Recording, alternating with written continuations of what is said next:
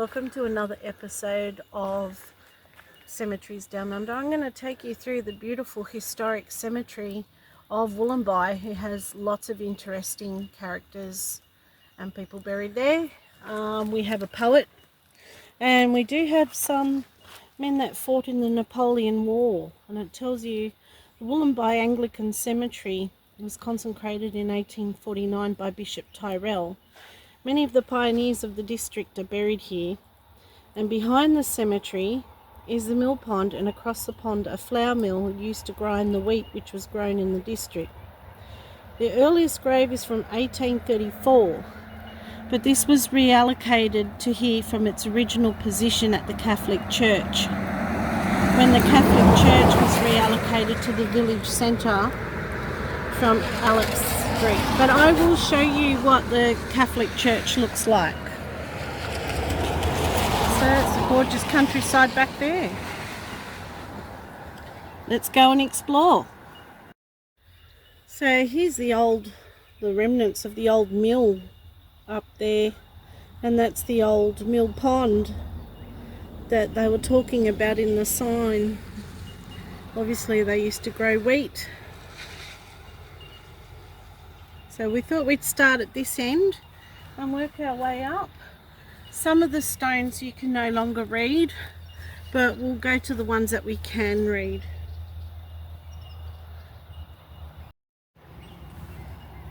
So we'll start over here, and it looks like it's been recently done, but tiled.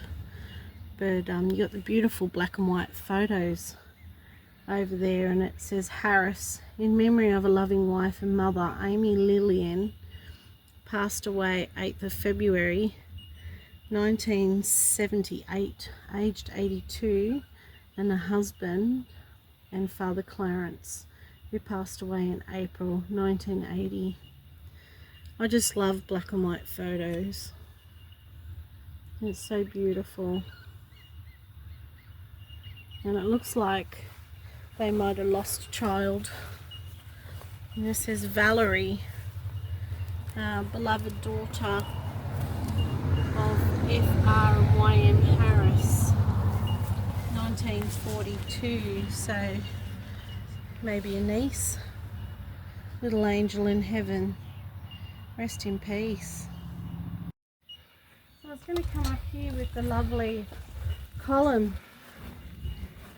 And I do love unique graves. And it's right on the side. We try not to step on graves.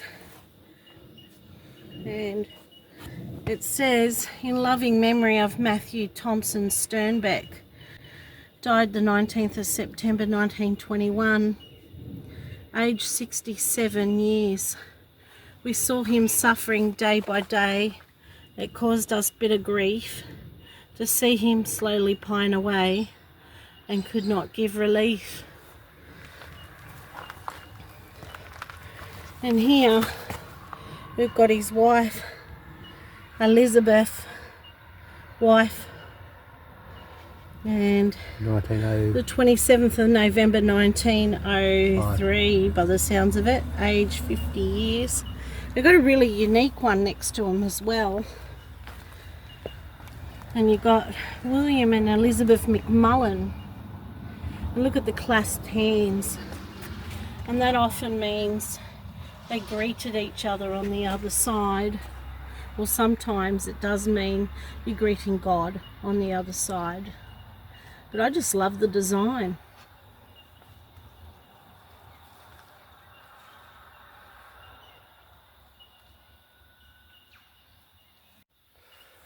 This one's another unusual one.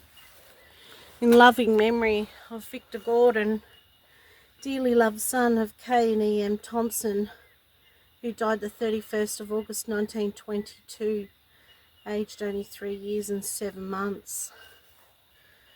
And there's some more Thompsons around, and they would have been one of the pioneer families here. Would have been hard times, because even now, it's in the middle of nowhere, this town, and I can only imagine when things were on horseback. So, yeah. So you can't really read the tombstones real well here, but it's some of the Thompsons by the looks of it, that they've lost a child. And there's some beautiful black and white photos up here.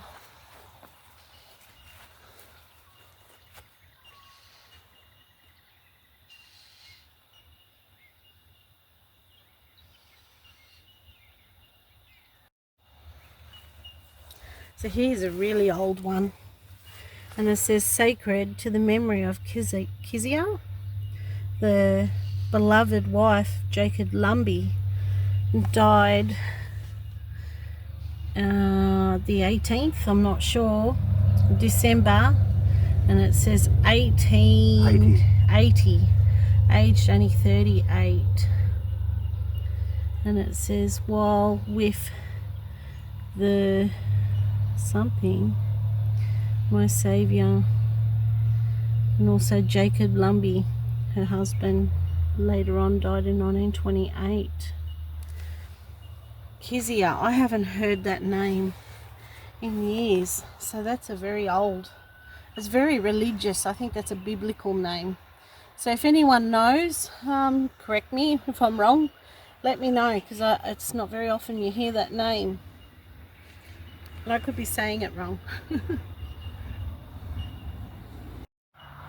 So I just saw a really unusual tombstone over here, and I thought we'd walk up to it and see what it says. I really get drawn to unique designs.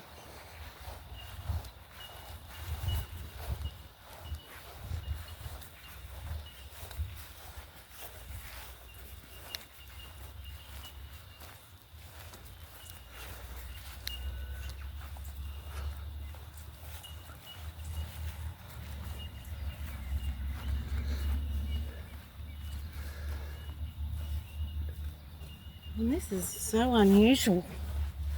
It's like a swirl. Never seen anything like it. And it says Stuart Gordon Caves, 1940 to 2010. And there's some writing on it. I'm not sure what it means. But it's a beautiful, unique stone. May they rest in peace. So I was just drawn to the size of the old tombstones, and you can see one died in 1908, Elizabeth, and husband George over there in 1912. I really love the poetry that they write on the tombstone.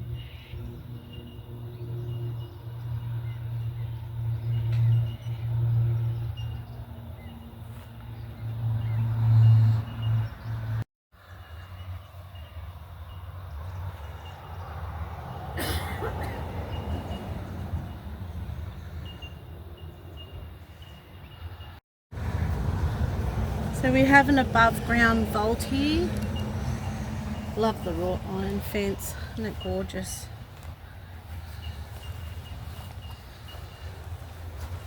Unfortunately, unless I can see something on this side, I won't be able to read it. No. I don't know who it belongs to, but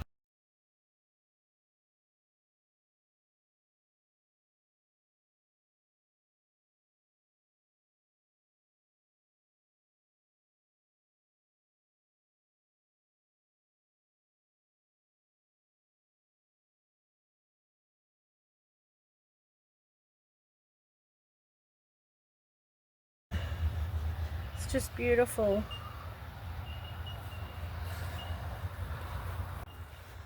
Look at this gorgeous statue, guys. And it's in memory of William George Chapman, who died May the 29th, 1883, aged 69. And life is our privilege, mortality our plot, or our lot. And then we have Elizabeth Van I'm not going to even try and say that surname. She died the 25th of August 1905. But isn't that beautiful?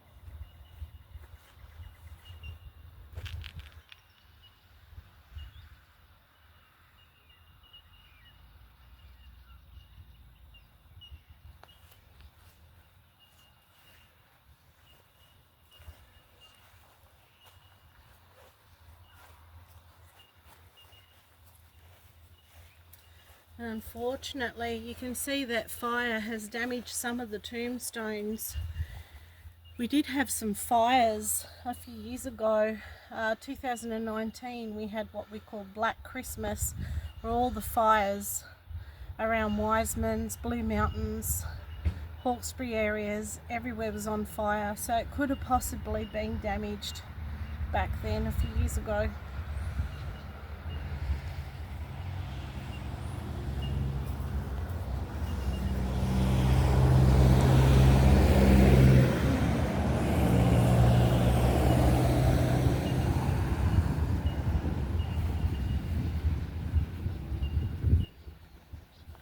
Another one of those above ground vaults.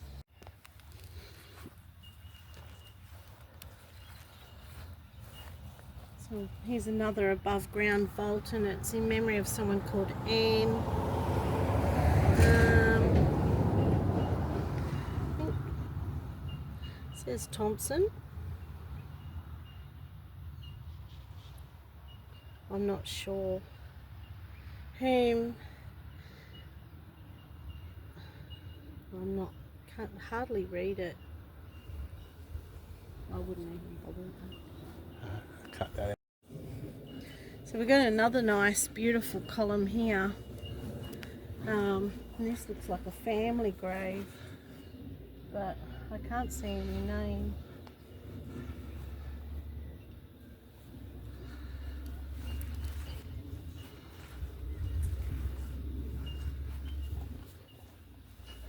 Oh yes, I can. I'm trying not to step on people's graves, so and it says William Chapman, who died in December 1888. And it says only 12 years. And Edgar Chapman, who died aged 14 and died 1890, I think it was. There is more names there, so I'd say it's a family plot of a notable person in the area, but it's not very readable.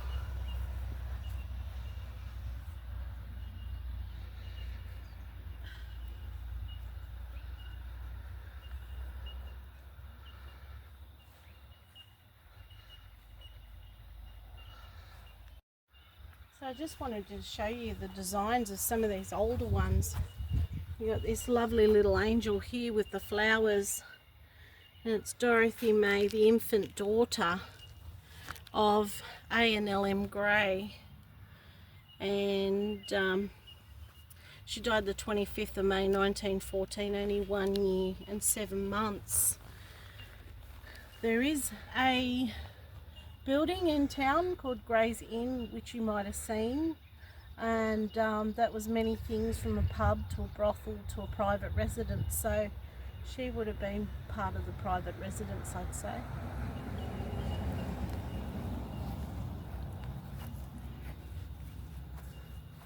Look at the old Celtic cross on that. That looks like some sort of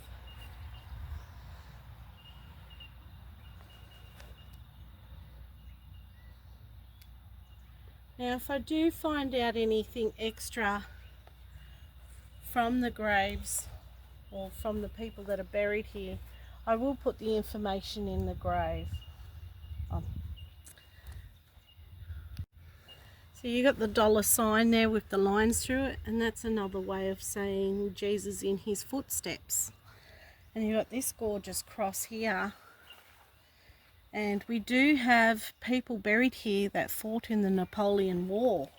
So he could have been one of them, because I've never seen that cross before. That's something really important. But if I do find any information about any of the souls buried here, I'll make sure I include it in the video.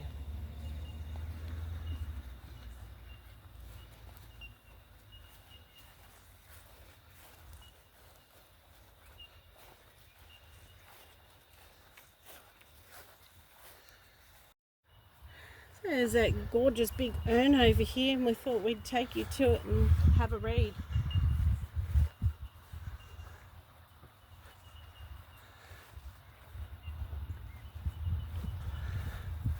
So here was the local surgeon.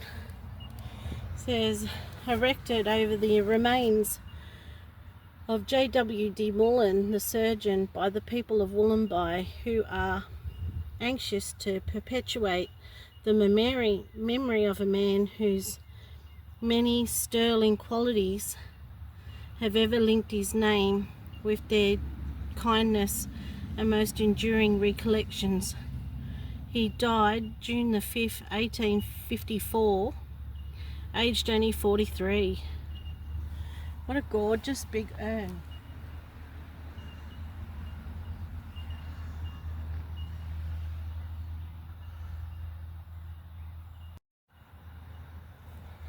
Check out that really unusual tombstone here with the woman on it. I'm going to go up and see what she says. It doesn't look like an old one, but I love the design. That's so clever. Life isn't about waiting for the storm to pass. It's about learning to dance in the rain. How beautiful. And it says here, Kate Marita Sadlier, who died 2014, was a devoted wife and mother to husband Wills and sons Leighton and Benjamin, grandmother of Bowie and Darcy. Her greatest joy was to love and make others happy. She sparkled with a friendly, generous and selfless warmth. Her spirit and stunning smile created positive energy. She drew strength from adversity, and she was extraordinary, positive, courageous, and inspirational to the end. How beautiful. And may she rest in peace. And I just want to say what a beautiful tombstone she has. It's so beautiful. It's one of the most unique ones I've ever seen. Absolutely gorgeous.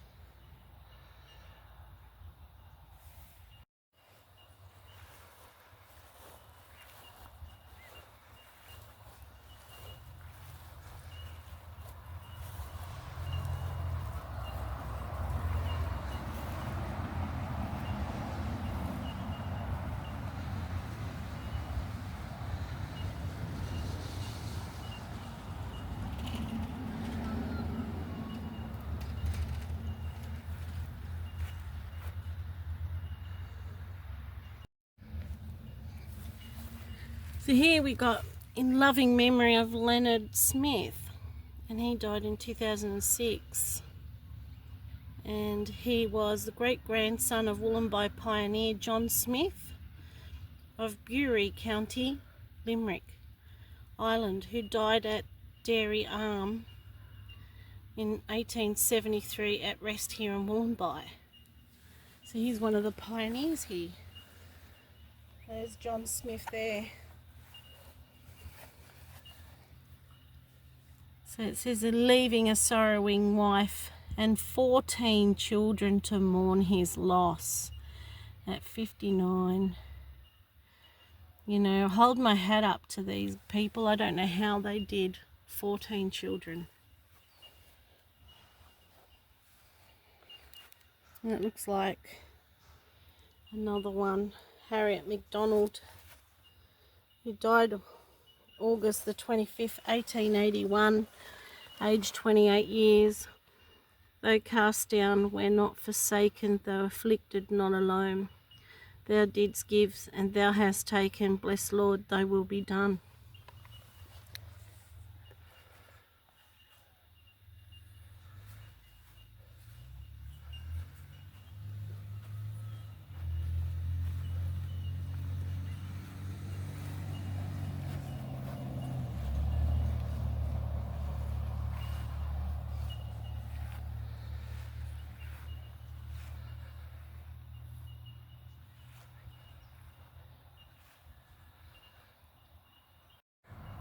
Listen to the beautiful bellbirds, and if you have a look around, you can see all the clouds low over the hills because it's been raining.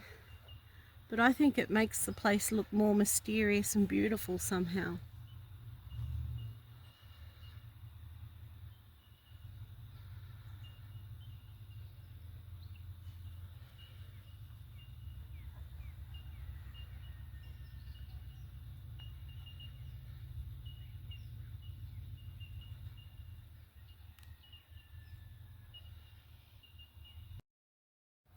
So we saw what looks like a Mother Mary memorial, so we're going to go and have a look and see if it's a grave or just a memorial. Right at the bottom here.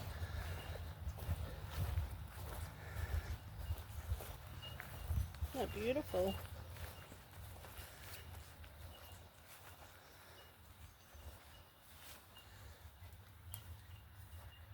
Gorgeous. Doesn't say. Oh, hang on. There's a sign here. It's monumented, is dedicated to all the settlers of Wollombi Valley and to John Lees and Winifred Lees. I'd say they're the first settlers that started the church. It's gorgeous. Alright.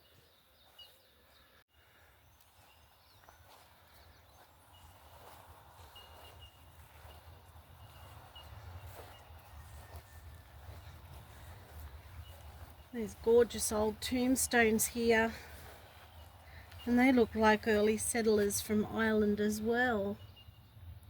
We've got Ireland there, and that's Ellen, and then you got Dennis Kenny. He doesn't say where. He departed in 1896, so they would have been the early settlers. But I love the old tombstones. Even the daughter, she left in 1892. So, yeah, they're one of the original settlers of the land. Unfortunately, this one's fallen over. And you can see here and there you've got poles holding some of them up because they're trying to retain the history and stop these ones from falling over. So. And this one, I can't read it really well. It says Francis Madden, but look at the beautiful hand holding the scroll. Isn't that beautiful? I just love the artwork of the older tombstones. They put so much effort into them, and I honestly don't feel the new ones now are anything like the old ones, because the new ones they just create by machine. They do their drawing and it's a bit like a tattoo on a rock, but look at this. They would have chiseled that from hand, and you can actually feel the fingers. It's just beautiful.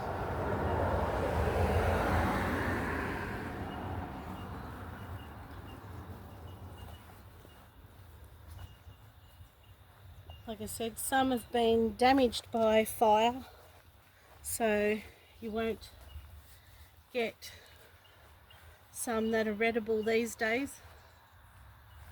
That one, it's even got Latin on it. And it says something in Latin. And it says in his steps, and more Latin, and it says erected by Catherine Goodman, memory of her beloved husband William Goodman, native of County Clare, Ireland. He died the 6th day of December 1858, only 42. And then Catherine's in there as well.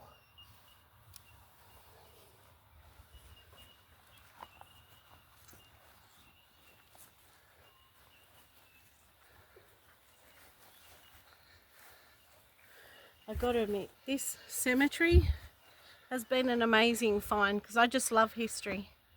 and that was one of the reasons why I started my channel, and I hope other people enjoy it too, just browsing and seeing the beautiful tombstones and enjoying the history.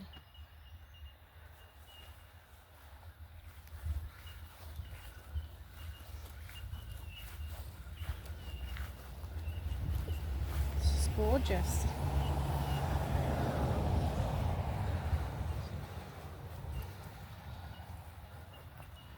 Look at these tall ones.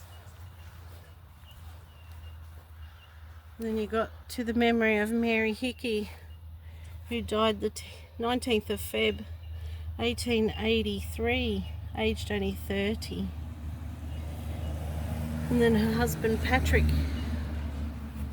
who died the 9th of February 1883, 28. I wonder if they died together, because it's the same date. No, 2 days apart. Oh, was it? Wow. No, he's aged 28. No, I'm talking about the date. Oh, yeah. Well, they are only a few days apart. 19th of Feb 1880. So maybe there was some sort of accident. That's very sad. I'll have to try and look it up.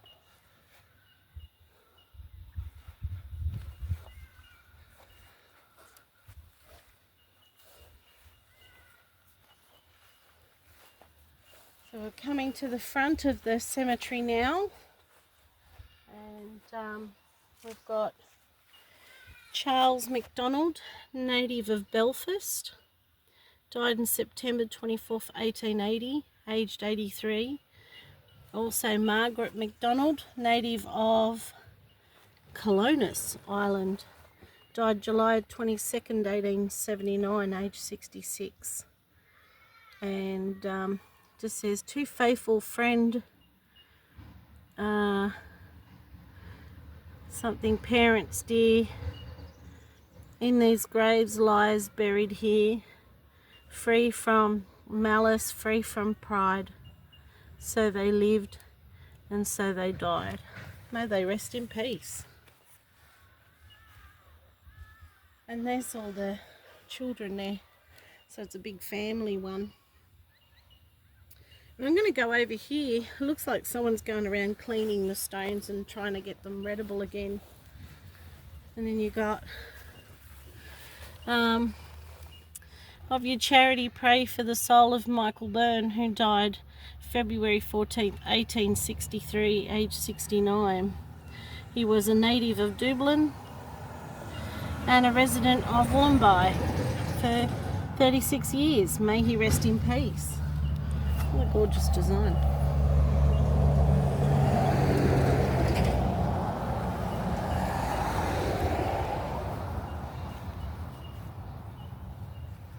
And here's some more of the Smiths. And we were looking back at the Smiths a few rows down that came here. So there's more of the relatives here.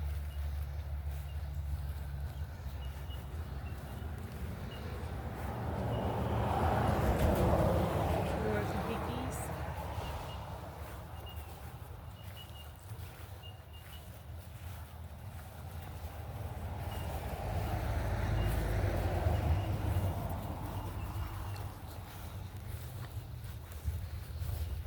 Got to admit, it'd be a very peaceful cemetery to rest. And we've got a family one. You got Robert Langan, James and Ellen, brother, father, mother. May they all rest in peace. Then obviously a relative, a descendant. Love, memories last forever. Beautiful.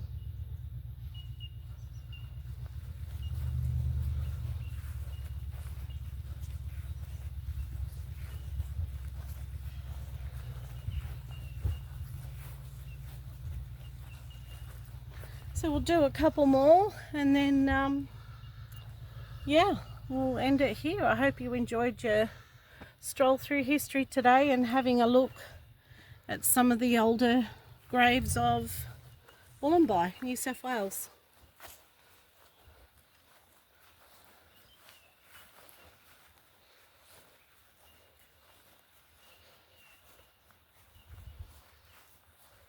Here we've got someone in 2010, but their stone's been made to look older.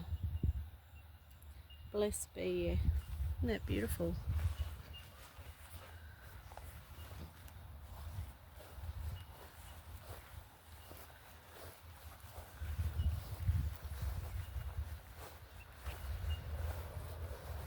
So I think some of the ones up here are the more modern ones, and I probably won't read them. This one's got a beautiful black and white photo.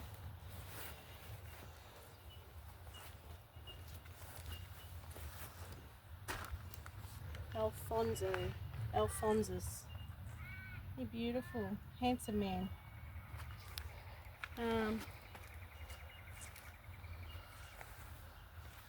I do occasionally get comments with the newer graves that people think I'm being disrespectful. Before I film any video, I always check out the laws of the cemetery, and if I need to gain permission to get on the land, or sometimes some councils, they require a license, some do not. And some cemeteries are more than helpful to help you, especially when you're just trying to retain the history. But out of respect to the newer graves and relatives that will still be grieving for them, I try not to film them too often.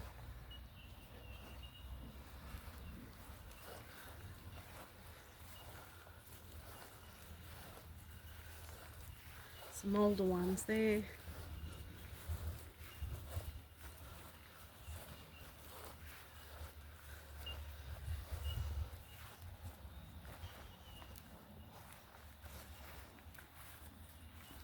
I love the memento mori.